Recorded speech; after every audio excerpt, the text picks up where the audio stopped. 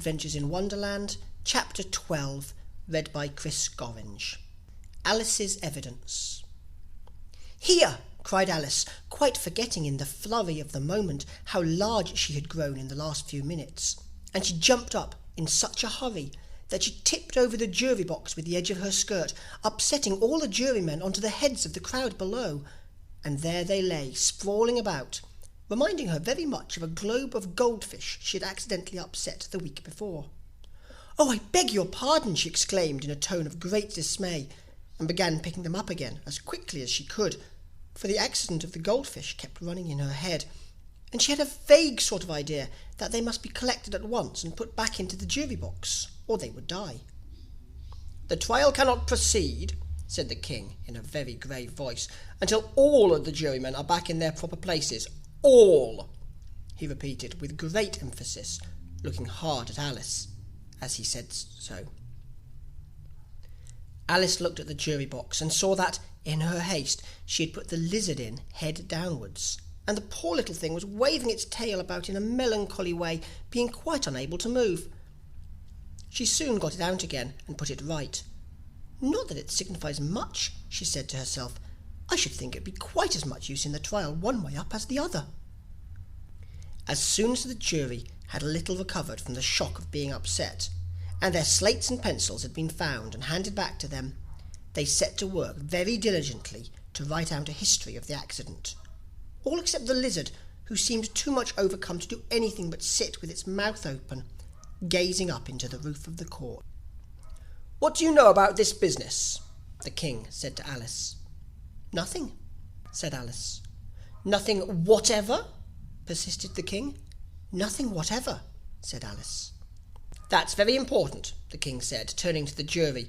They were just beginning to write this down on their slates when the white rabbit interrupted.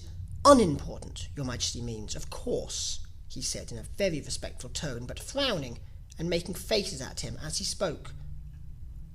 "Unimportant, of course, I meant," the king hastily said, and went on to himself in an undertone. "Important, unimportant, unimportant, important," as if he was trying which word sounded best. Some of the jury wrote it down important, and some unimportant.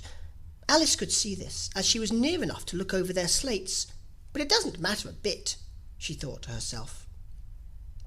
At this moment the king, who had been for some time busily writing in his notebook, cackled out, "Silence!"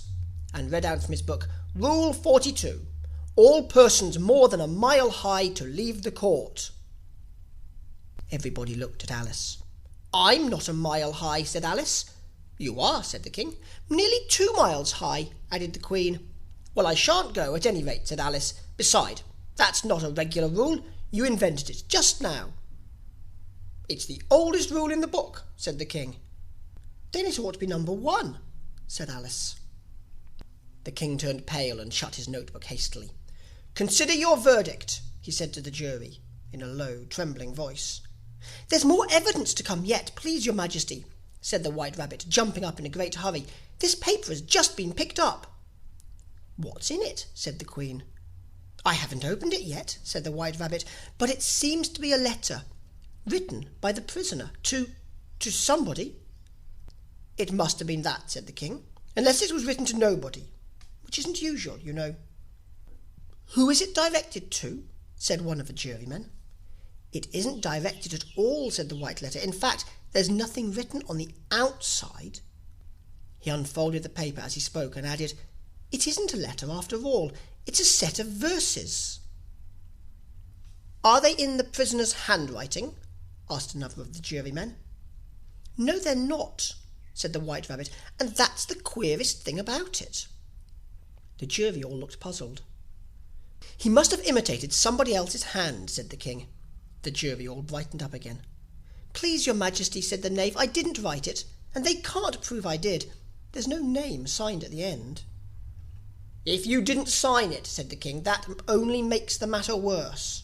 You must have meant some mischief, or else you'd have signed your name like an honest man." There was a general clapping of hands at this.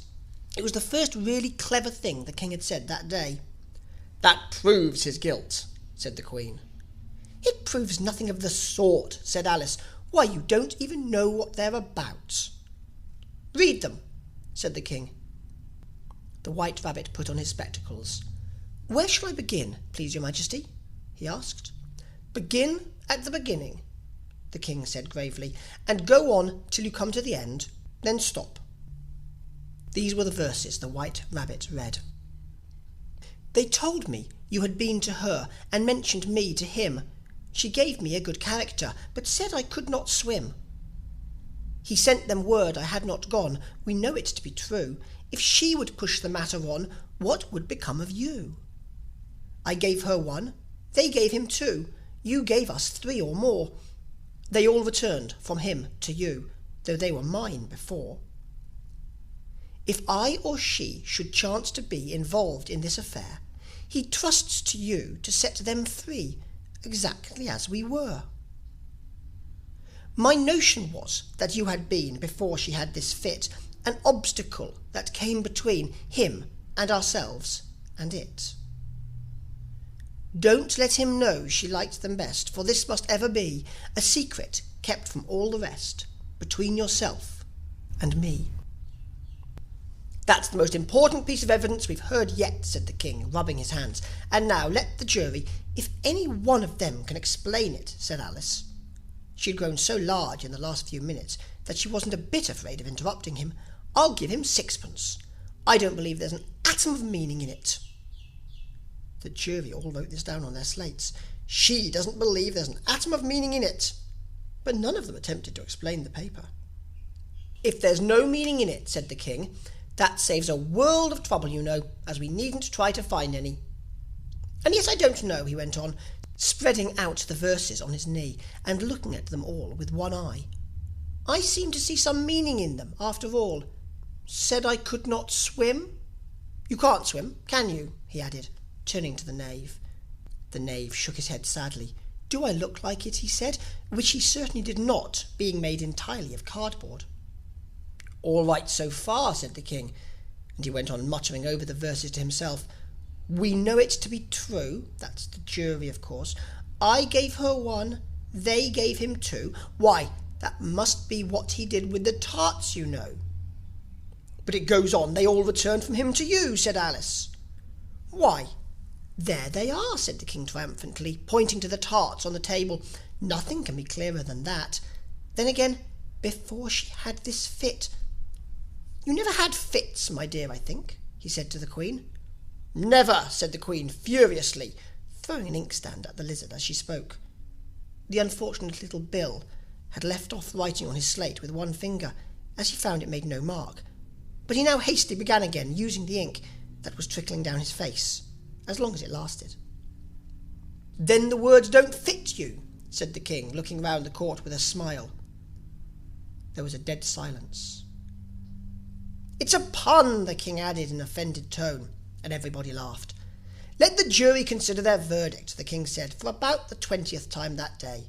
"No, no," said the queen. "Sentence first, verdict afterwards." "Stuff and nonsense," said Alice loudly. "The idea of having the sentence first." "Hold your tongue," said the queen, turning purple. "I won't," said Alice.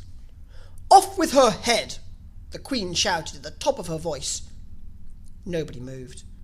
"Who cares for you?" said Alice. She had grown to her full size by this time. "You're nothing but a pack of cards." At this the whole pack rose up into the air and came flying down upon her. She gave a little scream, half of fright and half of anger, and tried to beat them off, and found herself lying on the bank, with her head in the lap of her sister, who was gently brushing away some dead leaves that had fluttered down from the tree upon her face. "Wake up, Alice dear," said her sister. "Why, what a long sleep you've had." "Oh, I've had such a curious dream," said Alice, and she told her sister, as well as she could remember them, all these strange adventures of hers that you have just been reading about. And when she had finished, her sister kissed her and said, "It was a curious dream, dear, certainly. But now run into your tea, it's getting late." So Alice got up and ran off, thinking while she ran, as well she might, what a wonderful dream it had been. But her sister sat still, just as she left her, leaning her head on her hand, watching the setting sun, and thinking of little Alice and all her wonderful adventures, till she too began dreaming after a fashion.